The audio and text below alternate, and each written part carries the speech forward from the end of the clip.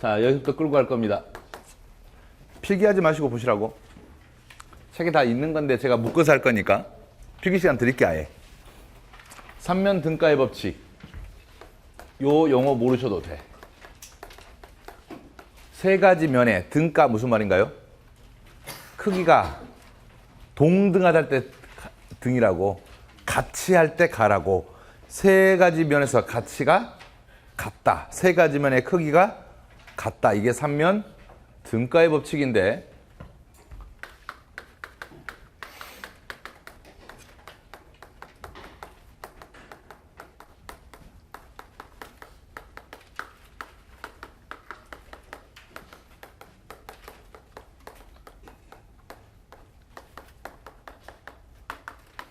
요 세 가지면 생산 국민소득, 생산을 나타내는 국민소득과 분배를 나타내는 국민소득과 지출을 나타내는 국민소득의 크기가 거의 같더라. 이게 삼면 등가의 법칙이거든요. 시험 문제에 삼면 등가의 법칙이 무엇인가 이런 문제 나오면 좋지만 절대 안 나온다고. 요건 대충 따라오시겠죠? 자, 우리 생산을 나타내는 국민소득을 뭘 배우셨냐면 지난 시간에 GDP 배웠죠. GDP. 기억나시나요? 시장에서 거래되는 최종 생산물의 가격들을 다 더해놓은 것. 이게 GDP였잖아. 맞죠? 기억나시나요? 자, 그러면 우리가 이제 GDP를 계산하는 방법이 첫 번째가 최종 생산물의 가격을 다 더해서 계산할 수도 있지만은 요것들을 계산해도 GDP가 나온다는 얘기잖아. 됩니까? 그럼 그럼 GDP, 여기에 뭐가 들어가요? 생산이잖아. 생산에 들어간 것들 우리가 뭐라고 하는 거야? 생산에 필요한 것들을 생산 요소라 그런다고. 맞죠? 노동, 토지, 자본, 경영. 아니, 제가 왜 웃으냐면, 딴 데 수업하는데, 사수한테 듣는데 물어보는데 팍팍 안 튀어나오더라고. 생산 요소가 뭐 하는데. 근데 여러분은 믿고 가야 되겠죠, 그죠? 확 물어보고 싶어. 그래서 내가 그 학생한테 다음번에 수업 들을 때 내가 카메라를 가지고 들어온다고 그랬어요. 그래가지고 질문해가지고 모르면 카메라 얼굴 찍어버린다고 그랬어요. 찍어가지고 동영상 올려버린다고. 이것도 모른다고. 그럼 공부를 하든가 아니면 카메라에 나오든가 둘 중에 하나 고르라고 그랬더니 덤덤하게 받아들이더라고. 효과는 있겠죠. 좀 비인간적이어서 그렇지. 자, 생산하는데 생산 요소가 들어가고 노동, 토지, 자본, 경영, 그 대가를 받는 걸 우리가 뭐라고 그래요? 분배 또는 소득이라 그런다고. 그러죠? 그 생산 요소의 대가를 받는 분배, 노동, 토지, 자본, 경영의 대가, 노동의 대가, 임금, 토지의 대가, 지대, 자본의 대가, 이자, 경영의 대가, 이윤을 합쳐놓은 게 분배 국민소득이라고요. 그 다음에 지출, 경제 주체가 쓰는 것들이지. 우리 경제 주체 누구 배우냐면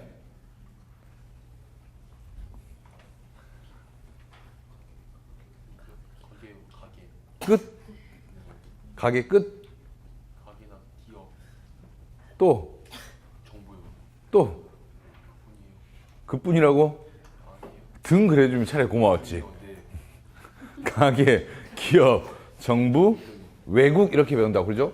가게, 기업, 정부, 외국을 우리가 경제 주체라고 그러고 경제 주체가 지출하는 거라고요. 가게의 지출을 우리가 뭐라고 그러냐면 소비라고 그러고 기업의 지출은 투자이고 정부의 지출은 정부 지출이고. 됩니까? 그 다음 외국이 지출하면 우리 입장에서 뭐냐면 이게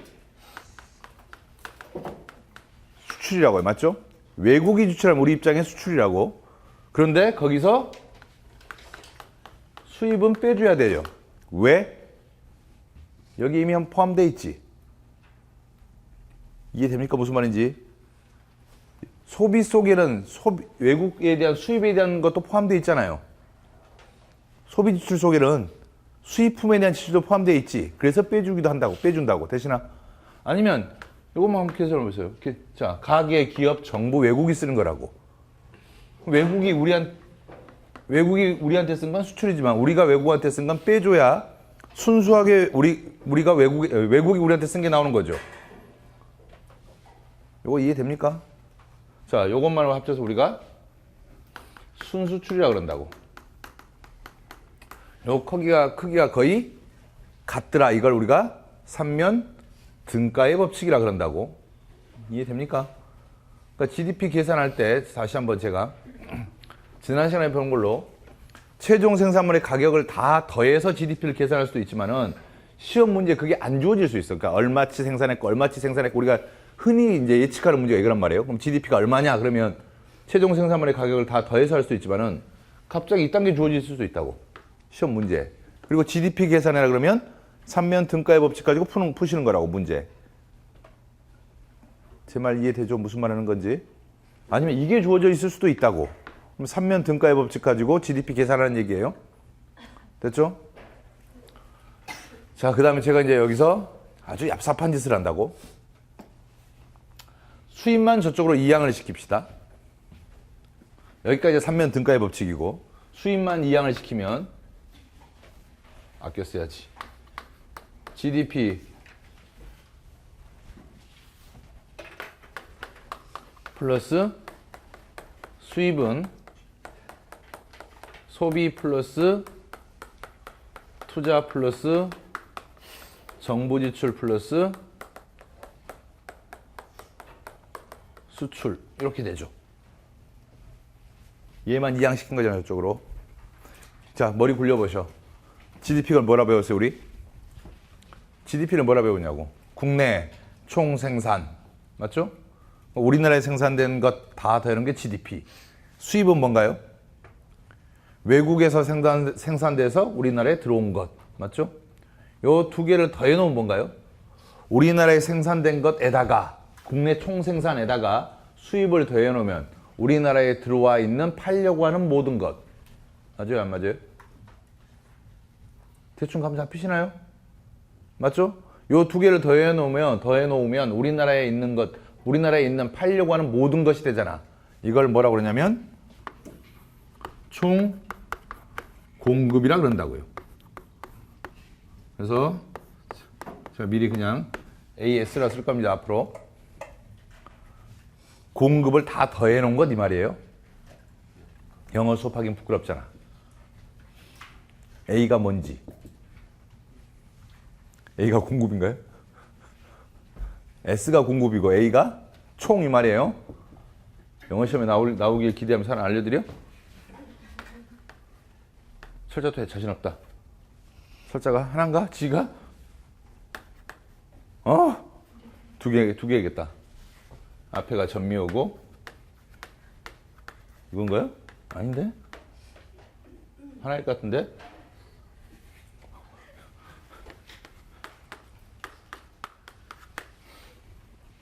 GR이 붙으면 다 무슨 뜻인가요? 크다 이런 뜻이잖아. 알고 계신 거죠? 영어에서 GR이가 붙으면 크다 이런 뜻 아니에요? 나랑 영어랑 나랑 별로 열받아. 영어 실력 차이도 별로 없는 것 같아 다들. GR이가 붙으면 다 크다 이런 뜻이에요.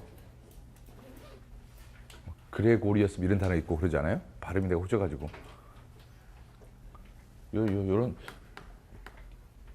요런 단어도 있지 않나? 모르겠습니다. 아무튼 요런 뜻이 붙으면 크다 이런 뜻일 거예요. 그레이트도 이런 전미하니까 그러죠? 어그리게이트가 합계, 서플라이가 공급을 다 합쳐놓은 것. 됐죠? 외우셔야 돼. 그 다음 요 네 개 더해놓으면 뭔가요?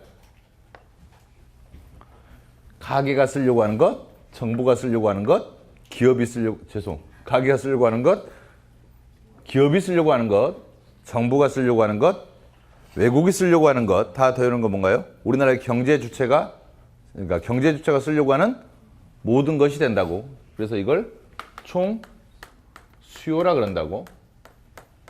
AD라고 쓸 겁니다. 됐죠? 됐죠? 여기까지. 아직 필기하지 마시라고. 필기 먼저 하시다가 뒤에 후회하실 수 있으니까. 칠판 너무 크게 썼나 봐요. 그죠? 자, 좀 더 할 겁니다.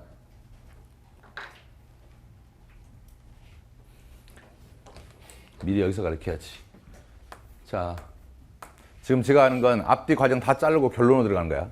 자, 소비에 영향을 주는 게 또 뭐냐? 그러니까 총수요를 구성하는 게 소비인데 소비에 영향을 주는 게 소득입니다. 소득. 그렇죠? 소득이 증가하면 소비가 정상제라면 소득이 증가하면 소비가 증가하죠. 그래서 소득과 소비는 비례관계입니다. 제가 이렇게 표시해도 이해하시겠죠? 소득과 소비는 비례관계 되시죠? 이자율과 소비는 이자율이 증가하면 소비에 대립되는 개념이 뭔가요? 저축이라고. 저축. 기억나십니까? 소득은 소비 플러스 저축이잖아. 소득은. 그러니까 이자율과 저축은 어떻게 돼요? 이자를 많이 준다 그러면 저축이 증가하지. 저축이 증가하면 소비는 감소하죠. 반대 이자율이 낮아지면 저축이 감소하고 소비가 증가한다고. 지금 우리나라 경제 상황이 소비가 잘 된가요? 소비가 안 된가요? 지금 뭐가 문제인가요? 소비가 안 되는 게 문제잖아 지금. 아, 전혀 관심 없으시구나. 우리나라 지금 우리나라 내부의 소비가 별로 안 되고 있는 상황이잖아요. 그러니까 이자율을 어떻게 해요?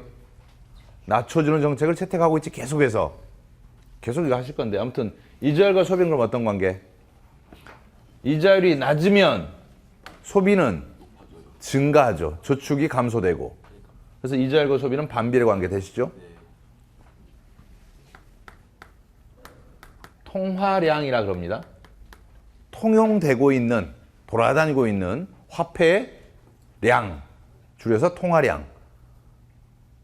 사람들이 돈을 얼마나 많이 가지고 있느냐, 이게 통화량이라고. 돈을 많이 가지고 있으면 소비 어떻게 됩니까?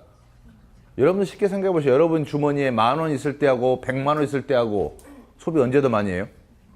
돈을 현찰 많이 가지고 있을 때지. 그래서 통화량과 소비는 비례관계 되시죠? 그 다음 이제 투자에 영향을 주는 게 이자율이라고.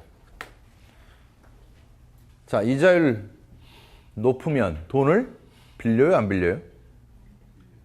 여러분이 기업이라고 생각해 보셔. 여러분이 기업이야. 돈을 빌렸더니 이자를 많이 달라고 그래. 돈 빌려요, 안 빌려요? 안 빌리지. 반면에 또 이자를 낮춰주면 돈을 빌려서 이거 가지고 투자를 한다고. 맞죠? 그래서 이자율과 투자는 반비례 관계입니다. 그래서 여러분한테 편하게 둘 다 반비례예요, 지금. 그죠? 투자에 영향을 주는 함수가 이자율이라고요. 그 다음 정부 지출에 영향을 주는 게 우리 지난 시간에 배웠습니다.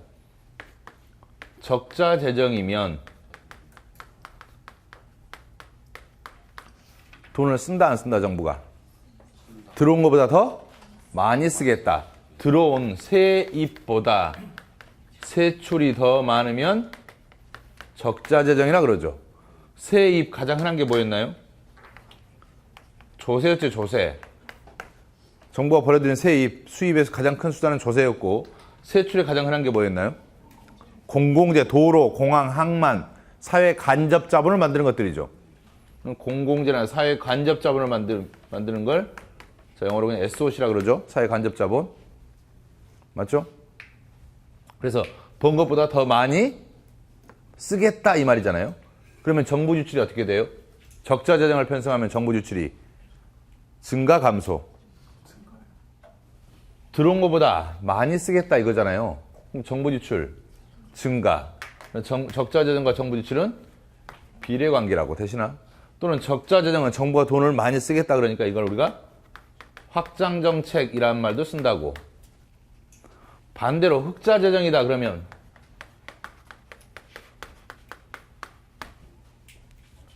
나간 돈보다 들어온 돈이 더 많다는 얘기죠. 그래서 세입이 세출보다 많으면 흑자 재정이 된다고.